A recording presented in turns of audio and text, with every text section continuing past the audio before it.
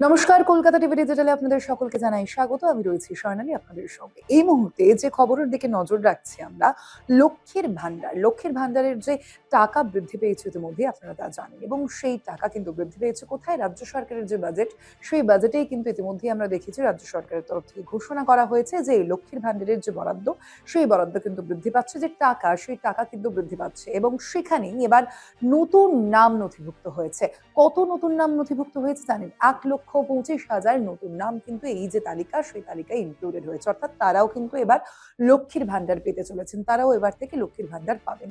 আমরা দেখেছি রাজ্য সরকারের যে বাজেট, সেই বাজেটেই কিন্তু ইতিমধ্যেই ঘোষণা করা হয়েছিল এই যে বাড়তি টাকার কথা ইতিমধ্যেই ঘোষণা করা হয়েছে এবং আমরা দেখেছি বলাও হয়েছিল যে ফেব্রুয়ারি থেকেই কিন্তু এই ভাতা পাওয়া যাবে এবং শুধুমাত্র তাই নয়, তার পাশাপাশি মোবাইল ফোন যে নাম্বার রয়েছে এবং একই সঙ্গে যে আধার কার্ড নাম্বার রয়েছে, সেইগুলো দিয়ে আপনারা কিভাবে আপনাদের স্ট্যাটাস দেখে নিতে পারবেন। অর্থাৎ আপনারা লক্ষ্মীর ভান্ডার পাবেন কি না, সেই বিষয়টা কিভাবে বুঝবেন, সেই পদ্ধতি আপনাদের সামনে আজকে বলবো।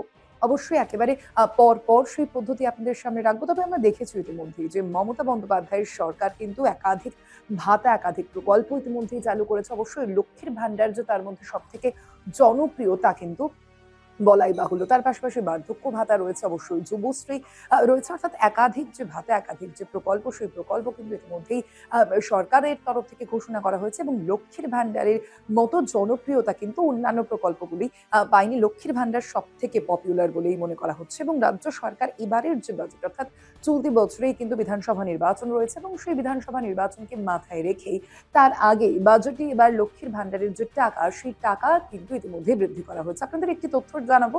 আমরা দেখেছি এই যে লক্ষ্মীর ভান্ডারের টাকা, সেই টাকা কিন্তু প্রথম থেকে যে মহিলাদের কাছে আসতো তা কিন্তু ৳৫০০ এবং ৳৫০০ থেকে পরবর্তীতে তা বেড়ে হয় ৳১,০০০ এবং বর্তমানে অর্থাৎ সম্প্রতি যে বাজেট ঘোষণা হয়েছে, সেই বাজেটে কিন্তু ৳১৫০০ কিন্তু ঘোষণা করা হয়েছে ইতিমধ্যেই সরকারের তরফ থেকে। অবশ্যই যারা এসসি, এসটি বা ওবিসি ক্লাস রয়েছেন তাদের জন্য এই যে টাকা, সেই টাকার পরিমাণ আরেকটু বেশি ৳১৭০০ এবং সেই টাকা কিন্তু ফেব্রুয়ারি মাস থেকেই প্রত্যেক মহিলাদের অ্যাকাউন্টে ঢুকে যাবে বলে ইতিমধ্যেই সরকারের তরফ থেকে জানানো হয়েছে। ফেব্রুয়ারি মাস থেকেই কিন্তু এই ভাতা পেতে চলেছে। এই নতুন নাম যে নথিভুক্ত করা হয়েছে, সেই নামের ক্ষেত্রে এর কি স্ট্যাটাস থাকবে, সেই স্ট্যাটাস কিভাবে দেখবেন আপনারা, সেই বিষয়টি জানাবো আপনাদের। ইতিমধ্যেই বলা হচ্ছে যে এই যে পদ্ধতি, সেই পদ্ধতির জন্য অবশ্যই একটি ওয়েবসাইটে আপনাকে যেতে হবে এবং সেখানে কিন্তু লিখতে হবে socialsecurity.wb অর্থাৎ ওয়েস্ট বেঙ্গল, WB লিখবেন wb.gov.in। এই যে ওয়েবসাইট রয়েছে, সেই ওয়েবসাইটে প্রথমে আপনাকে ক্লিক করতে হবে এবং সেই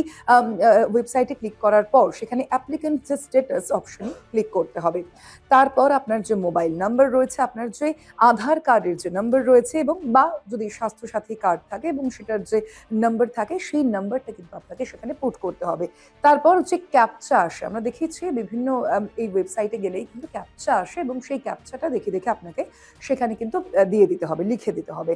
তারপরই সার্চ বাটনে ক্লিক করতে হবে এবং এই যাদের স্ট্যাটাসে ব্যাংক অ্যাকাউন্ট ভেরিফাইড এবং অ্যাপ্রুভড থাকবে, তাদের ক্ষেত্রেই কিন্তু এই যে লক্ষ্মীর ভান্ডারে নাম তোলা অনেকটাই সহজ হয়ে যাবে। তাদের লক্ষ্মীর ভান্ডারের যে টাকা, সেই টাকা কিন্তু ঢুকে যাবে। অবশ্যই এখানে একটা জিনিস খুব গুরুত্বপূর্ণ, যে অ্যাকাউন্ট কিন্তু থাকতে হবে এবং তার পাশাপাশি আরো একটি জিনিস বলা হচ্ছে, কারো সঙ্গে যদি জয়েন্ট অ্যাকাউন্ট হলে কিন্তু এই টাকা ঢুকবে না বলে বলা হচ্ছে ইতিমধ্যেই। অর্থাৎ আপনার নিজস্ব একটি অ্যাকাউন্ট থাকতে হবে লক্ষ্মীর ভান্ডারের জন্য, তবেই কিন্তু আপনার অ্যাকাউন্টে লক্ষ্মীর ভান্ডারের যে ৳১৫০০ বা ৳১৭০০, সেই ৳১৭০০ কিন্তু ঢুকে যাবে। ফেব্রুয়ারি মাস থেকে এই ভাতা শুরু হচ্ছে। লক্ষ্মীর ভান্ডারের কি স্ট্যাটাস, কিভাবে আপনারা সেই স্ট্যাটাস দেখবেন, আপনাদের নাম নথিভুক্ত হয়েছে কিনা লক্ষ্মীর ভান্ডারের তালিকায়, সেই বিষয়টি আপনাদের জানালাম। অবশ্যই এই সংক্রান্ত বিভিন্ন খবর তো আপনাদের জানাতে থাকবোই প্রতি মুহূর্তে। তার পাশাপাশি অন্যান্য সব খবরের জন্য অবশ্যই দেখতে থাকুন কলকাতা টিভি ডিজিটাল, রাত দিন ৭ দিন।